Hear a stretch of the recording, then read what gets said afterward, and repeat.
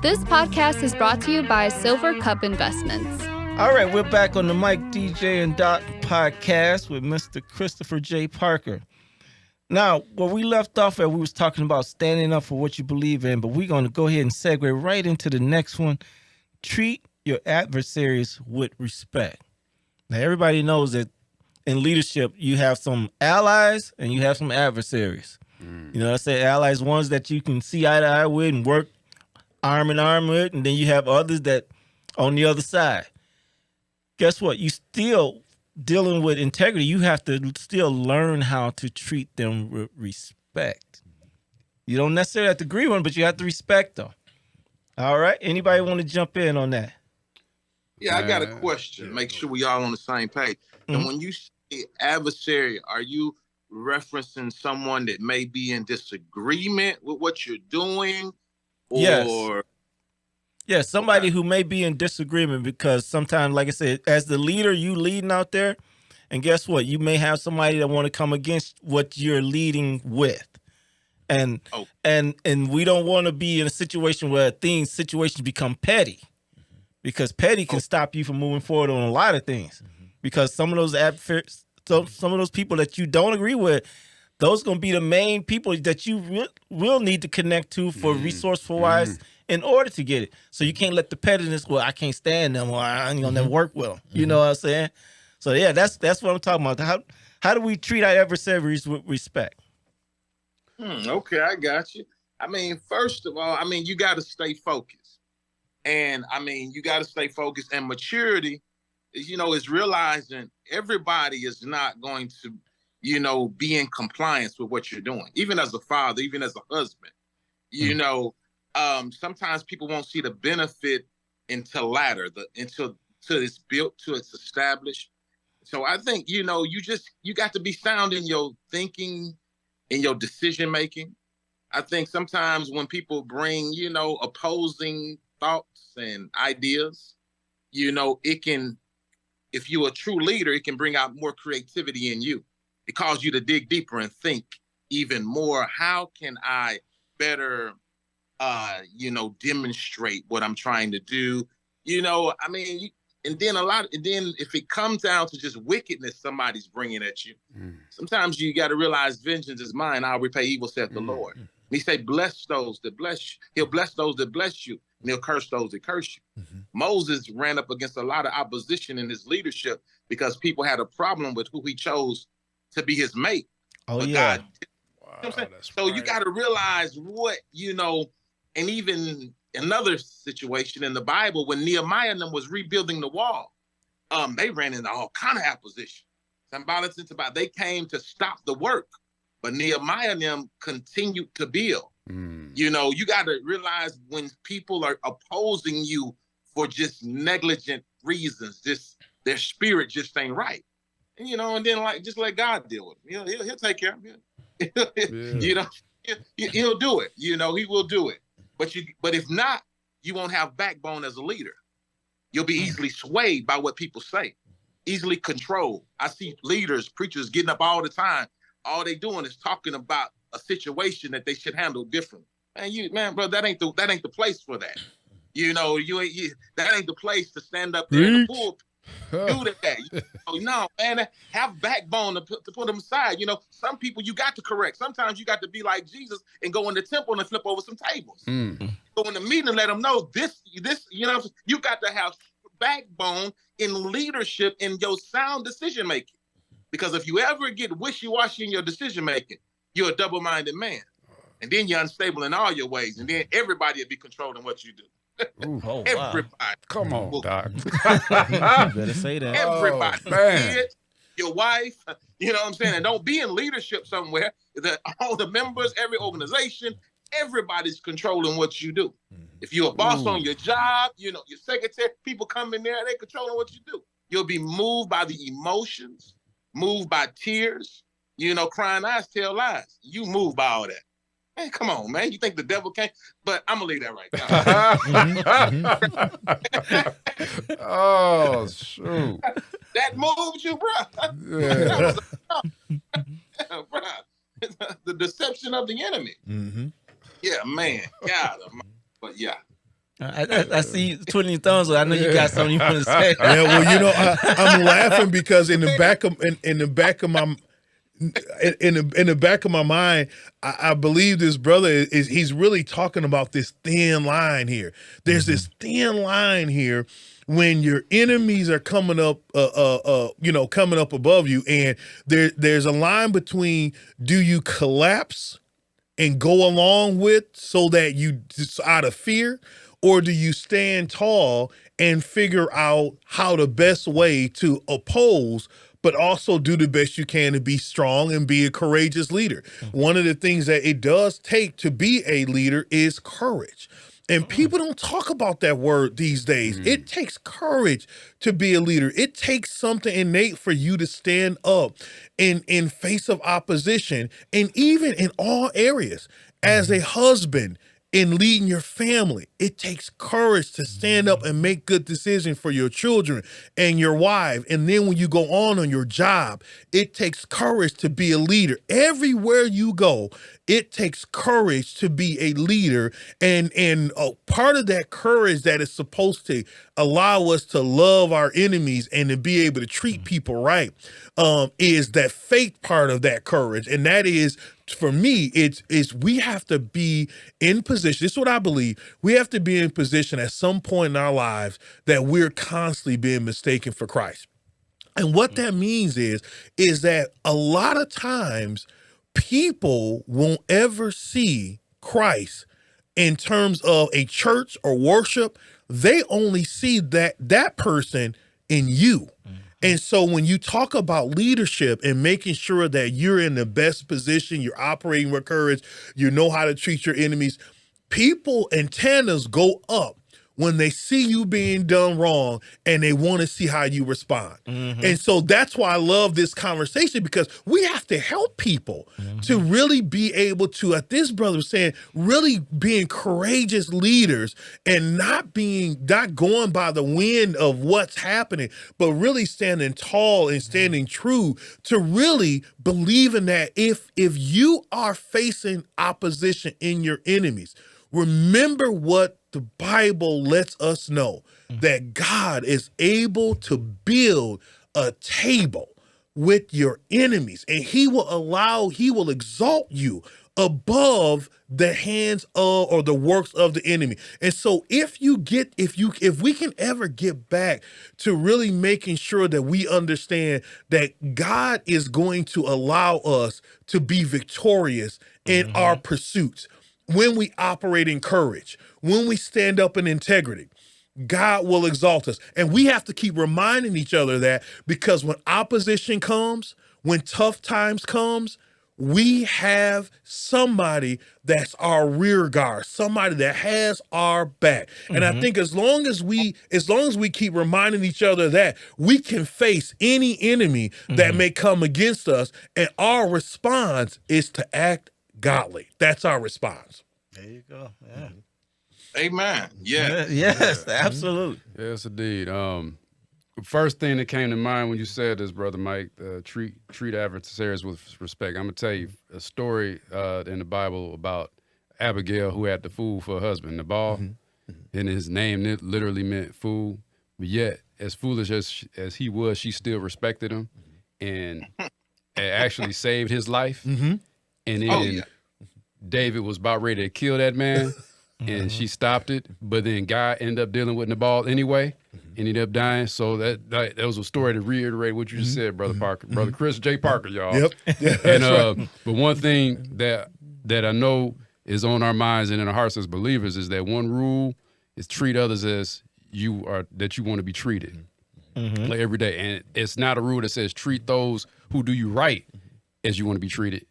Others, just everybody. And I think about at times at work, there's people I come in and I say good morning. I don't necessarily want to speak to, but I'm gonna be respectful enough just to at least say good morning. Now I might not indulge in deep conversation, but you're gonna at least get a good morning. But yeah, that's my little bit on that, y'all.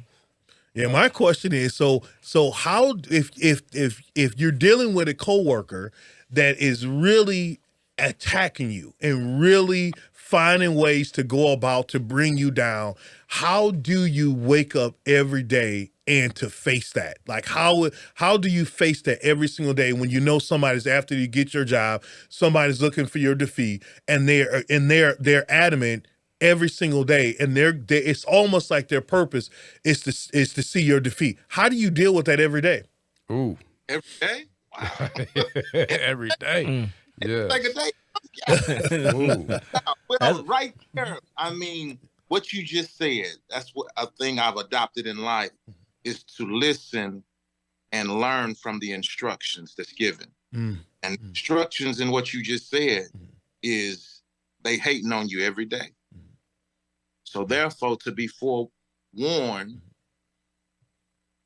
is to be forearmed. I arm myself with humility. I like that. I arm myself with peace.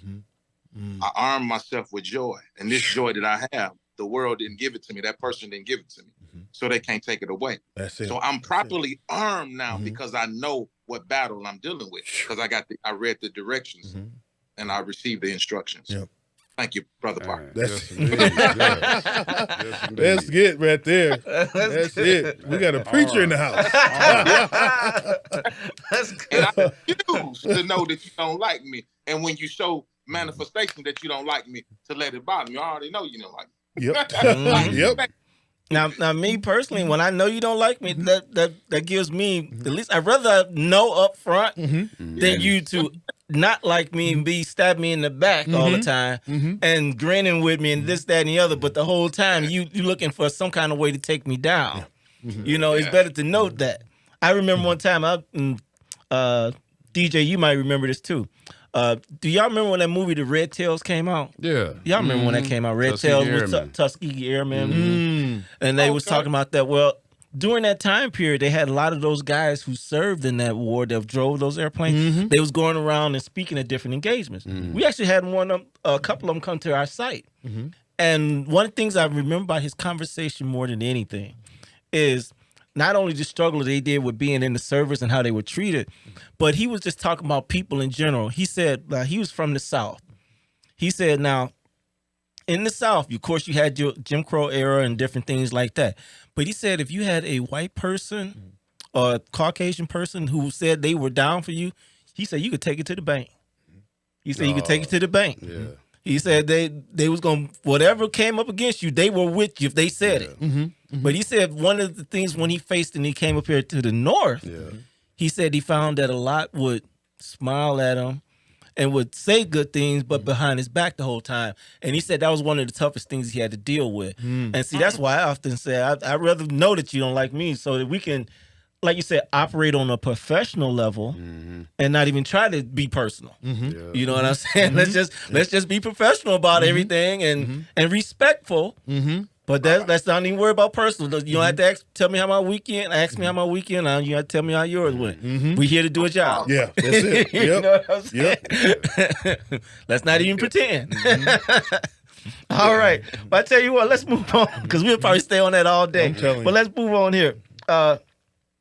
Effective ways of leading with integrity. Now, we already covered a couple of them, being authentic, as Brother Chris mentioned, and building trust. But here's one right here that we need to talk about. Having the hard conversations early. The hard conversations early. Because we tend to push those off to the side and just wait for it to say, well, eventually it'll go away. But eventually that comes rearing its ugly head a lot later, and it's bigger than it was if you just handle it in the beginning. In the beginning. Who wants to start off with that one on us? Got you. And when you say having the hard conversations earlier, I always like to get clarity. Like an illustration, like in far as dealing with. Well, it's the same thing like you mentioned before. If you got a employee or somebody underneath you or somebody's this, that, and the other, instead of you correcting the situation, you just blow it off and it keeps festering until it turns into something else. Part of integrity, guess what? If you're the leader, you need to pull that person aside and be courageous enough to have that tough conversation with them and not just blow it off. That's good. I got you now. Yes, I'll pick up right there. Because in the position I'm in, I have to teach a lot of people, on ethics and, work ethic and protocols. I had a guy explaining to me, he was venting the situation. So I let him vent about how he was got on about a situation. And I let him get his venting out. And I said, I feel you.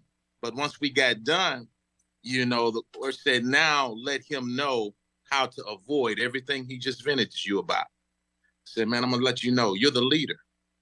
I said, what I heard through all of what you're saying is your reason for being late every day. I said, bro, right there, you have no respect from the people that you're leading. And this, you know what I'm saying? You have lost your integrity with being late. You've lost integrity with that area. So right now, it basically has taken your voice a lot because you're trying to justify why you're to be late every day. So I said, resolve that issue. Wake up 30 minutes early. And I said that. You know what I'm saying? So it was let him know, hey, you my guy, you my dude, but right now, man, you ain't got to never have this problem again, what you just explained to me.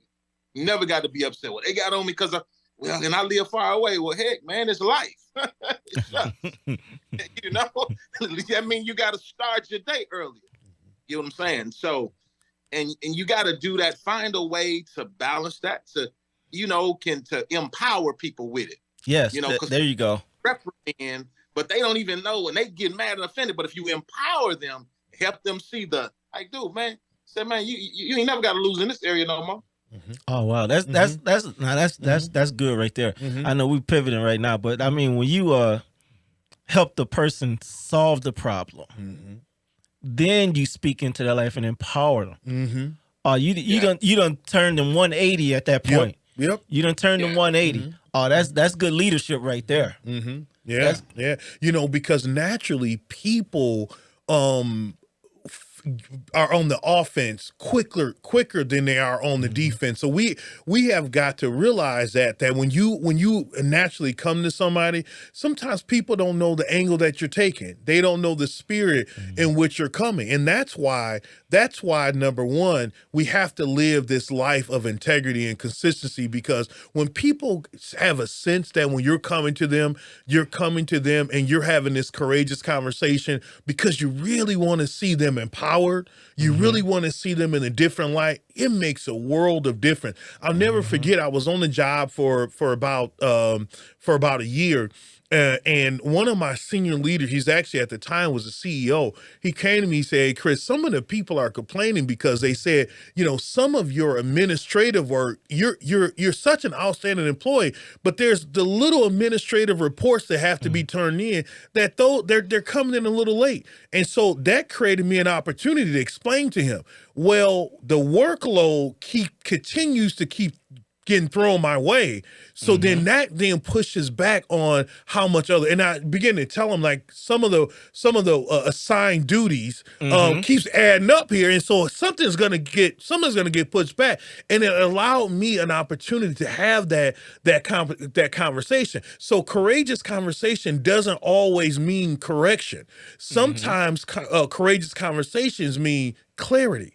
And it allows people on both sides to talk it out and to be able to, as your point, kind of nip things in the bud beforehand. But I believe one of the number one reasons why sometimes people struggle with having this courageous conversation is because they're afraid of how they're going to respond. Like, no, I ain't trying to go there today. I already woke up on the wrong side of the bed. I don't want to get into it with that person.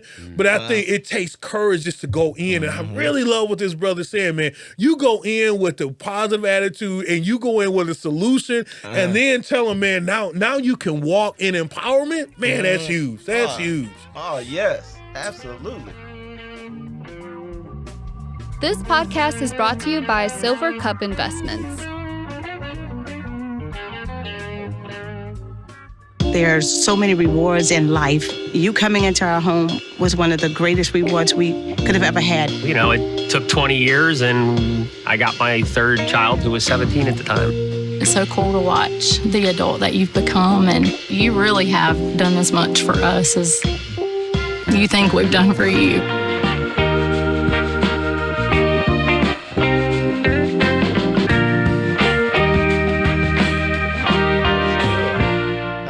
what, we moving along here because, like I said, it's a lot here, but we want to get it all in if we can. But I tell you what, here's another one that sometimes, like I said, and I'm guilty of this myself, recognizing your mistakes, because even as leaders, you know, sometimes we do make mistakes, and sometimes you need to call it out. Call it out so that you can correct it, like you just said, so you can correct it and move on. Because, like you said, if you don't fix it and continue to do it, then guess what? That's gonna make the journey a lot worse as you move along. Yep. Yeah. I'll tell you, recently I started to my therapist. Every week we're working through life and all the stuff that's going on. And what she realized is that I had begun to start building a pattern of starting certain things, but not finishing, going to the next. Okay. And she said to me, she said, have you ever thought about having a coach that focuses in on goal setting? And I was like, man, I've never thought about that. Like setting what they call keep it simply stupid or SMART goals, specific, measurable, obtainable, reachable, timely, things of that nature. And really making sure that the goal set before you is really, really smart and that you can achieve them so that you can make sure that you're picking up where you left off or the words that you say that comes out of your mouth is actually being done. And I'm very thankful for that conversation because it makes you a better person when you're able to stop, pause, and to really be able to examine yourself and look in the mirror. And we all have got to exercise that so that and a lot of this stuff, it turns spiritual as well, because at the end of the day, we really need to turn, and that's where the Bible, I think, comes in. I think the Bible acts as a mirror. As we read it, it's supposed to bring out in us the things that are not like God or things that needs to be corrected. I think those things are very, very important. I think that's probably one of the greatest questions that has been delivered today. And I think why? Because most of us never stop to ask that question. Where can I improve at? What can I do things a little bit different? And how do I take the things of the past and learn from them? And those are hard things for a lot of leaders to do. And I think the dialogue is very important. And I'm really looking to hear what the other brothers have to say, because this is one topic that we can help a whole lot of people on. Absolutely. Oh, yeah. Yes. Oh, yeah. That's good. All right. So, yes. So, like I said, recognizing mistakes. Now, like you said, you mentioned it's about starting something and not finishing. Oh, I'm guilty of that in some cases. We all are. Guilty of that in some cases. But I mean, we talked about this a few episodes ago about goal setting. It was called Think on These Things. And we was talking about that, about setting some attainable goals and setting some long-term goals and then setting some goals that expand you a little bit. And like I said, I can say this, since we had that conversation, that I have gotten a little bit better with organization because I said on there how I need to organize better. And I'm starting to get a lot better in organization so that I can keep up, because see, like I said, as things keep getting added to you, the better organized that you are, the more that you can keep up with it at a good pace and effective pace. And so I would thank for that. So that was one of my biggest mistakes, was, like I said, being all over the place. So now I'm getting better with that. But absolutely. Yeah. As far as me, my mistakes, I'm admit, man, I'm still making them. I'm still making them, bad boys, man. Right. My only thing is I can't be the one to really give tips on it for real, but when I see the mistakes that I made, especially with my family, I address it to them like, hey, I apologize. Even to my little ones. Sometimes I'll tell them I'm finna do something, and then I don't do it. I gotta apologize for that. You know, even this, with my wife as well. Sometimes things get a little bit to where I have to make a decision between. Just recently, I told my oldest son he had a performance at an audition, and I told him a while back, yeah, I'm gonna be there for it. Oh, what happened? Sorry, quick technical audio glitch, but we're all good. We're still here. I had to choose between I had told him I'm gonna go to that audition.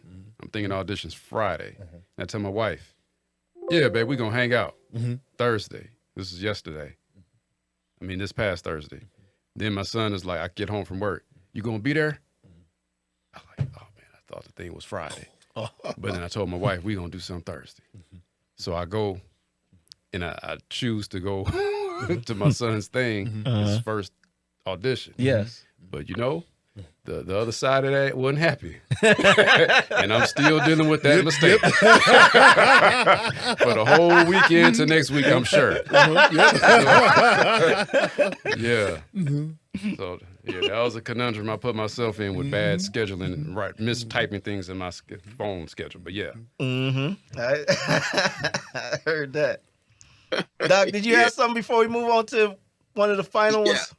I think the way Brother Parker started off in the beginning of the opening conversation in his introduction, saying, in the multitude of counselors, there's safety. It's a powerful scripture. I mean, understanding mentorship, being in authority and also being under authority and having accountability partners. Yeah. It will help you in your sound decision making and somebody to hold you accountable. A lot of people are not accountable to nobody.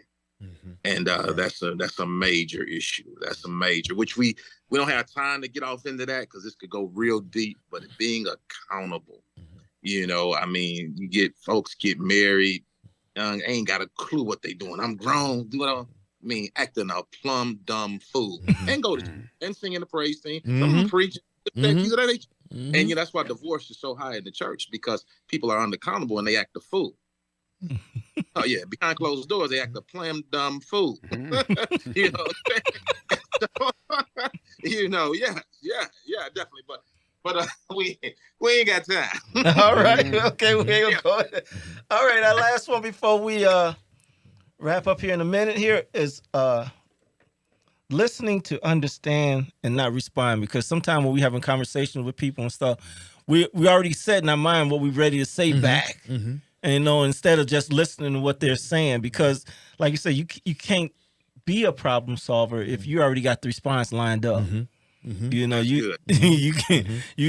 got to listen to what it is and then process that and then respond. That's good, Mike. So that it's a gift, and some people got the gift of listening and being able to hear. I mean, it takes wisdom to be a good listener. You got to have wisdom to know, like, when to hold it and when to fold it. Know when to hold it. You know what I'm saying? It's a gift, because a lot of times, sometimes you got to realize when it is not even your time to be heard. It's a time and a season for everything. Oh, that's sometimes not even your time. That's wisdom right there. Sometimes it's just to be silent in the situation. You know what I'm saying? Because like you said, maybe all they want to do is just vent. Correct. There you go. Because I learned this in my relationship. Because we as men think, like, as soon as we hear something that's upset our partner, or whatever, our wives or whatever, and then we want to go into attack mode and make everything right. And you sometimes they don't want you. I didn't come to you for that. I just want you to listen to me. You know what I'm saying? Just listen. Right. That's it. That's the end game. Just listen. That's all. That's all. That's it. I don't need you to go out there and solve it. I don't need you to go out there and fix it. You can take your armor off now. Yep. Ready to fight. Right? Ready to fight. I'll tell you this about my therapist is really good at it, man. And it's the most simplest thing, man. She's good at pausing. And sometimes you just, when people get done, and it may be uncomfortable for a hot, 10 seconds, but sometimes it's okay to just sit there and pause after a statement or after someone go off on their time. Just sit there and pause and let that what was stated settle and let it sink in and replay it and make sure that before we even, if there's a response needed, that we've at least taken the time to really to hear what is being said and give it some thought. And sometimes that pause allows enough time for us to identify if a response is warranted or if it is not. And in today's world, you don't see or hear more pauses as much as enough. We need to institute the pause because it does give us an opportunity to think and to make sure that we're patterning the right response as necessary. Absolutely. Absolutely. Man, I tell you what, I want you got something, Doc? Yeah, that's I mean, the scripture says study to answer. But don't you realize that's in the Bible? Say study to answer. Meaning, because a lot of times, I mean, that's powerful within itself. Conversations create emotions. And you never want to be so emotionally. That's why a lot of people just want to say what they got to say because they hear and they're just snapping, going back and forth. And you just don't never want to be moved by the emotions of people, especially in leadership. Because everybody hysterical. Now what you finna do? Act the fool with them? I mean, just calm. Somebody got to calm the storm. And, to study the answer. And it's a powerful. Even the scriptures also say study to be quiet. They both go hand in hand. Yep. So it's a gift, you know what I mean? But you got to study, to do it. But that was it on that. Yeah. Study the answer. All right. Yeah. I tell you what, I want to thank each and every one of y'all for being on the podcast today. I want to thank none other than Mr. Christopher J. Parker. Now, we want to take this moment to allow you to speak to your supporters, family, or whoever you want to say anything to and talk about whatever. Yeah, no, thank you all so much for the time. I mean, this to me represents brotherhood, and brothers taking time to talk, and to really just lay some things out on the line. Believe it or not, irons does sharpen iron, and this conversation, I believe, has sharpened each other, and we're able to take that and hopefully through the viewing audience, and they will be sharpened by this conversation. I want to encourage you all to continue on doing this. It's a powerful tool, and the more and more people can tune in and be able to learn exactly this type level of conversation and accountability, because believe it or not, this is accountability. When you're able to get into a room and have this safe space where we can talk about things that we're dealing with personally, and to be able to bring it and then follow up as we go along. To me, this is growth, and I hope that you all continue on doing what you're doing. It's making an impact. So I thank you again for the opportunity. So I am running for Joliet City Council. Joliet is 4th largest city in the state of Illinois, and the City Council for District 4 is currently up. The election is on April 4th. The incumbent has endorsed us. She will be completing 2 terms. Miss Betty Gavin, Councilwoman Betty Gavin, and she has endorsed us to replace her on the City Council. Out of our 4, out of the total 4 candidates, there's 3 other folks that's running for this race. There is a lot of good people running for this particular office. And so what I will do is I will spend time, just a moment or two, talking about some of the differences of why I believe I am the candidate that will not only succeed Councilwoman Betty Gavin, but why she selected us and why others should vote for us. We are the only candidate that has a 4-point plan that we believe that focus is going to really bring a resurgence of prosperity to District 4. And when we talk about District 4, we're talking about we go as east of right before Silver Cross Hospital in that New Lenox area. We go as far as west as Rayner. We go as far as south as Joliet Central, and then we go as far as north. Is if people know where Mariscus is at. Mariscus on the other side, the left side of Mariscus, is where that north side actually cuts off. So it encompasses majority of the east side and some parts of what we call the near west side, which is essentially the community right over the bridge up into Rayner, is the large part of what District 4 encompasses. And so all in all, the 4-point plan is going to cover economic development, and that is basically making sure that there is equity on the east and the near west side. That means when we look at the overall budget, how much of that investment is coming across this side of town. When I think about from an economic development standpoint, Silver Cross Hospital, when they left and went to New Lenox out of Joliet, that space there is nothing but grass. And it's been years later. Well, imagine if there was a plan to bring real economic development to that site before they have left, and now that they're long gone, what else can be there? And where's the strategy around that? And I think with my commercial banking background and my community development experience, I'm really going to bring a planning side to District 4 to really start making sure that we have a real strategic plan around what District 4 looks like in its future. Safety and security is really me working to make sure that law enforcement, not only that are we adequately staffed, but we're adequately staffed in the area of community police. I believe that when you grow up and you can have communities that know their police officer by name and they're part of the community, they show up in the community events, it's much easier to have involvement in helping the police than it is to just solve it just by adding a whole bunch of police officers. So it's the difference. And I tend to lean towards, community policing. I think it works very well in communities that hire the right people to do it.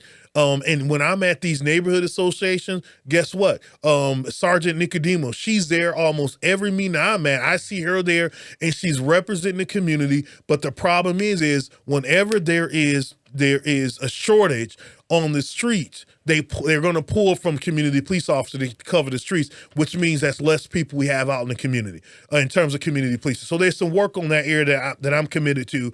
Fiscal responsibility, that's just making sure that we're more vigilant about where taxpayer money go, and that's getting them more involved. And what that means is before that budget is passed, we need to have several listening sessions, as we've been talking about today, to hear exactly where the residents want to make sure those taxpayers' money go, and we can bring experts to the table so that the taxpayers can ask questions, and we can go back and do the homework and make sure our taxpayers know exactly where that money is going to come from. And that's all it is real accountability throughout the budgeting process. That's fiscal responsibility. And last but not least, I'm most excited about, and that's our faith-based initiative, and really working closely to pastors and faith-based leaders. That's critically important for a number of different reasons. So within the last couple of months, we've met with pastors every single month. And the goal is to not only share with them what's happening from the local municipality standpoint, that's number one, but number two, get their thoughts, get their participation. So what I do, I create a briefing on the board meetings that commence, because some of the pastors can't get to the board meetings. I'll prepare a briefing. It's a summarization of what was voted on. I'll present that to the pastors, get their thoughts, and then every month we're meeting with them to get their thoughts and their opinions and make sure they're kept informed. But not only that, when you're having issues with economic development, let's talk to the pastors. The pastors has parishioners. We can get information quicker to make sure when we're working with them. When we talk about the food desert in District 4, let's work with the pastors. Let's see what we can get done. Let's work with our parishioners, work with our people.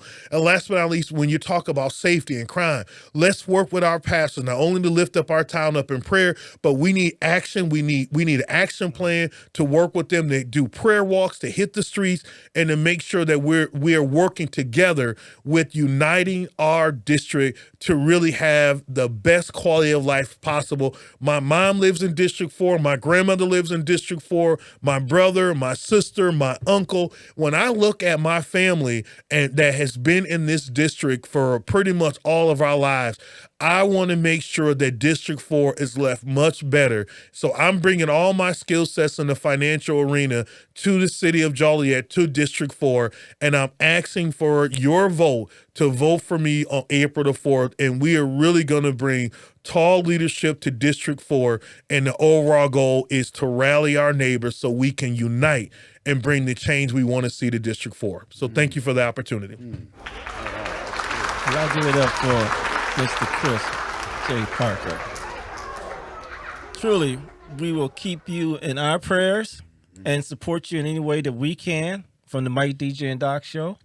And like I said, you're doing marvelous work, and we wish you much success in the future. Thank you, sir. Thank you. All right, next we are on the corner with DJ Cornerstone. What's the update? What's happening in the footwork? What's up? What's up? What's happening? It's your brother in the footwork, your footwork newsboy, DJ Cornerstone. I want to give quick shout outs to the homeboy Eric U out of Mexico City, Mexico, for blessing me with the opportunity to be on this platform on Blast Radio, Footworks and Networks, where he actually opened up a discussion about what we as Black Americans deal with and potential solutions. Also, I want to congratulate the homegirl, a sister in footwork and sister in Christ, Kay Ritchie, on making the dynamic group. She's the newest member of Terror Squad, y'all. So what up, Kay Ritchie? Good job, good job. Yeah. And a shout out to brothers Boo Dilla and DJ Larry Hot. They got an event coming up, y'all. It's called Patty Vibes. We celebrating the homeboy Larry Hot's birthday. I want to give his age out, but everybody's coming in wearing green. It's a party. It's a daytime party. It's going to be held at the Green Room on Kedzie. You can hit my Instagram if you want to find that information. But it's not only a daytime party, it is also a business networking event for entrepreneurs. So y'all check that on out. Look up eventbrite.com and type in Patty Vibes Brunch. And shout outs to my son and his homeboys, Project Ambition. They did an excellent job down at the Forge. Got to give them shout outs, man, because y'all don't know the plans, but I'm going to tell you, they plan on help changing the minds of their peers, the youth, to the right direction with their music, meeting them all where they are. Not beating them over the head, but meeting them where they are and sneaking in some good messages. And last but not least, I want to shout outs to the homeboy, Brother Patar out in Germany, Sister Yael out in Israel, Brother Gold Rat out in Portland, Oregon, and again, Sister Kay Ritchie for the Footwork Cypher that we had this past week, and it blessed me that I'm not going to share the name, but one of them, it was our first time doing it, was able to share that they were going through something, and just having that session and everyone encouraging each other was a help during that situation. So that's it for On the Corner with your brother DJ Cornerstone. Y'all be blessed. All right, y'all give it up for DJ Cornerstone. Next up, we got Doc with There It Is. Yeah. Hey. Yes, as we wrap up today, very powerful session. I really enjoyed our guest, Brother Parker, and his intellect and sound decision maker, good thinker, and brought some creativity, and I really thankful. I like being around good men. And I thank you for my brothers, Mike and DJ also. And today, as we wrap up this on integrity, in Job 27:5, Job said, "Till I die, I will not remove my integrity from me." He gave God a promise, and when life got challenging for Job, his wife told him, "You ought to curse God and die." Mm-hmm.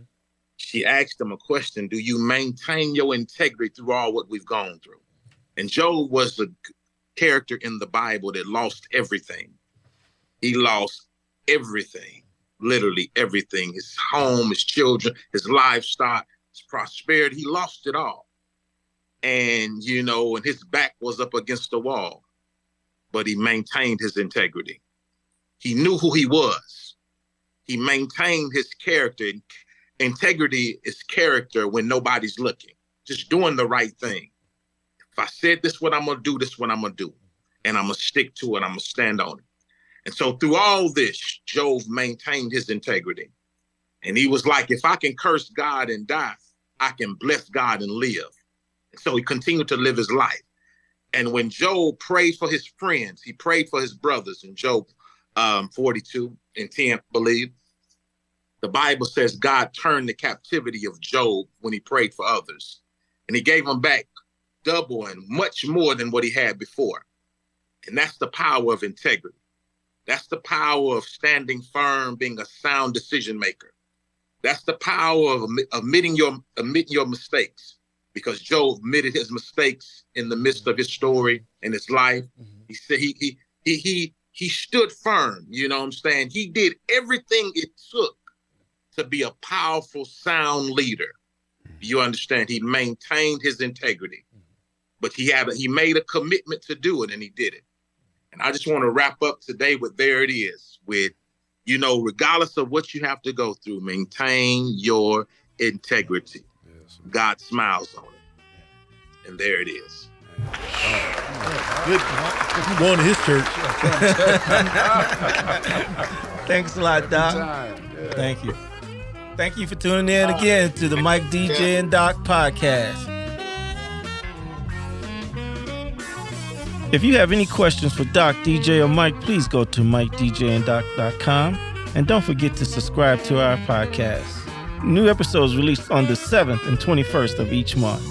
Matthew 25 and 40, Good News Translation, the King will reply, I tell you, whenever you did this for one of the least important of these followers of mine, you did it for me. We leave you with this question. Am I helping at least one person? The Mike, DJ, and Doc podcast is brought to you by Silver Cup Investments. Recorded at Audio Hive Podcasting.